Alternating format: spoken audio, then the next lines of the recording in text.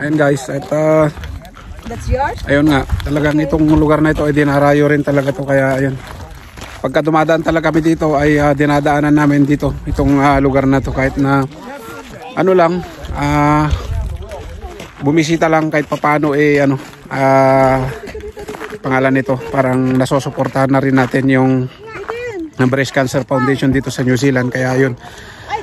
Bumisita kayo dito guys para kahit papano makita nyo yung lugar, napakaganda.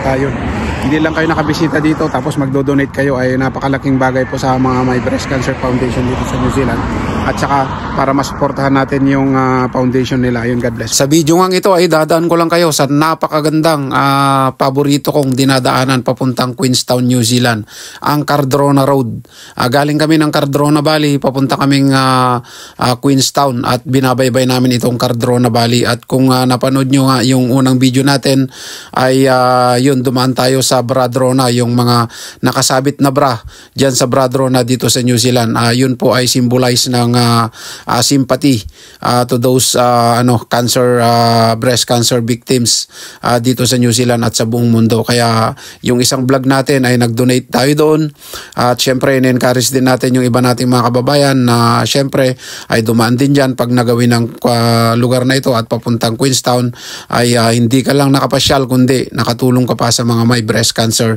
dito sa New Zealand at sa buong mundo syempre. At ito binabaybay nga natin, kaya ako sinasabing paborito kong dinadaanan to o highway papuntang Queenstown, dahil nga syempre kita nyo naman yung napakagandang natural beauty o natural formation ng mga bundok na yan, at saka yung mga rock formation. Talagang ma-amaze ka sa lugar na ito. At dyan nga sa bandarian ay syempre pababa, parang bitukang manok. Tapos madadaanan din natin dyan yung sabitan ng iba't ibang bansa, na watawat ng iba't ibang bansa.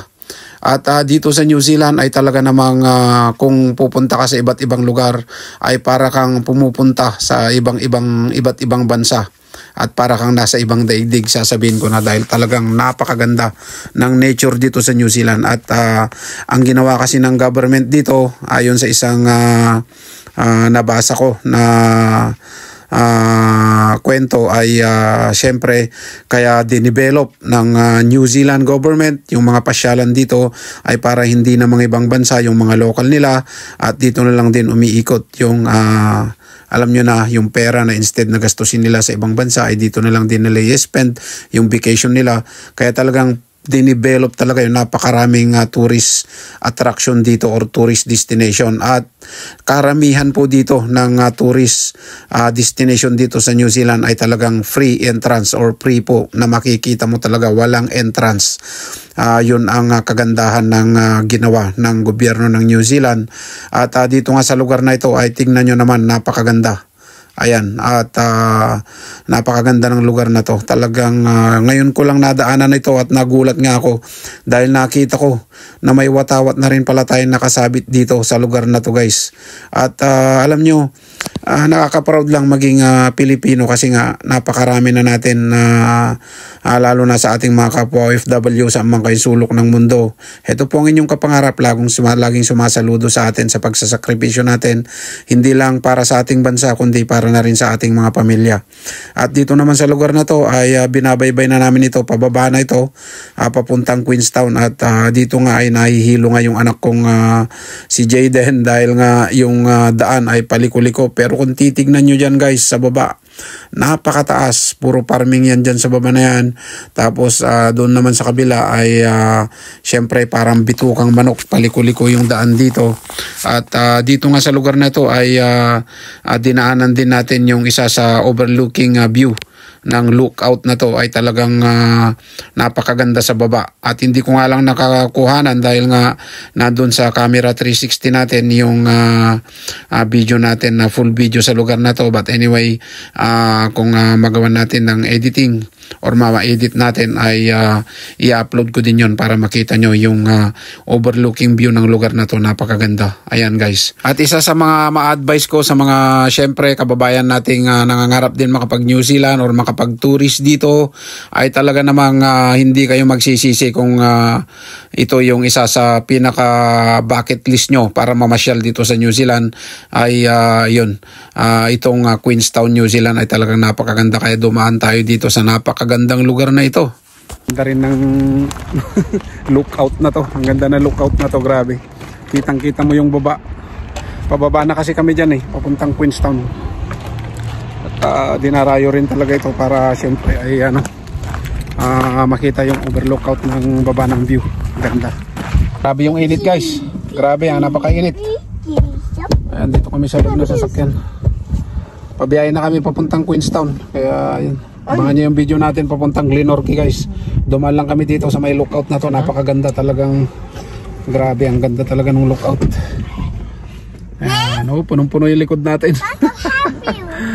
Ay, ayun, abangan nyo yung videos natin guys. At punong-puno nga yung likod natin ng aming mga gamit dahil nga syempre ay pagka ganito bumabiyahe kami ay talagang may daladala na kami, kumot, mga damit. Pero nagcamping kasi kami, kung napanood nyo isang video natin, at ito ay tinutuloy ko lang nung nagcamping kami doon sa may Wanaka, at napakagandang lugar din yung Wanaka. Kaya sa mga kababayan nating nagbabalak na mag-tourist dito sa New Zealand or mag-visit, ay yun, isa sa may advice ko yung Wanaka.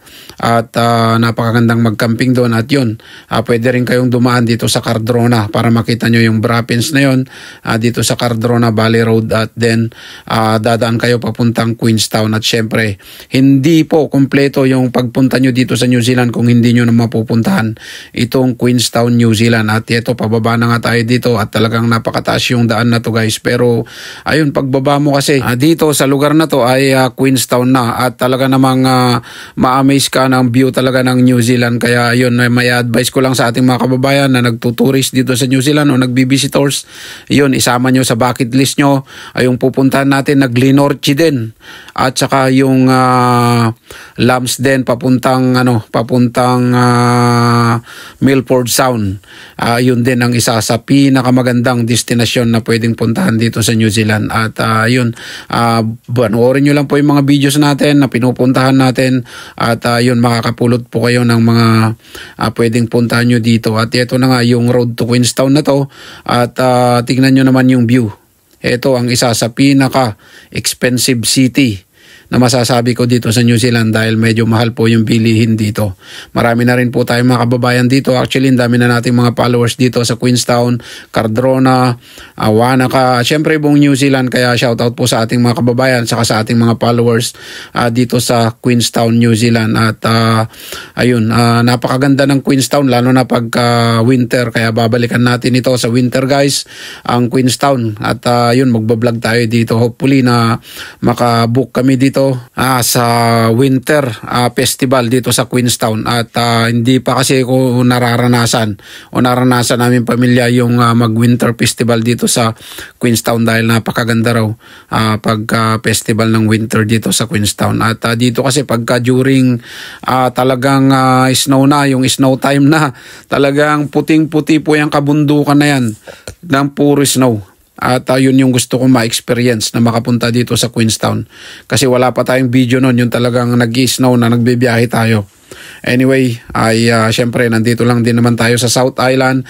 Ang kaibahan kasi dito sa South Island tsaka sa North ay dito sa South talagang nag-i-snow po dito lalo na sa lugar na ito sa Queenstown.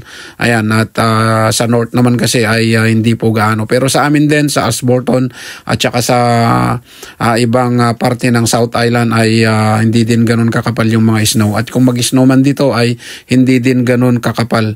At dito na nga tayo sa Queenstown. Ito na yung Queenstown, New Zealand.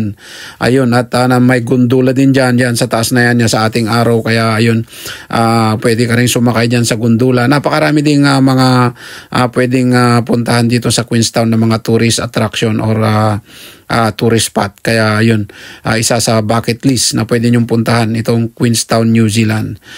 Hindi kompleto ang pagpupunta nyo dito sa New Zealand kung hindi nyo po mapupuntahan ito. At andito nga tayo sa town na at binabaybay na natin itong lugar na to papuntang Glenorchy. Kaya abangan nyo po yung video natin sa Glenorchy, isa sa pinakadulo ng New Zealand pero napakaganda.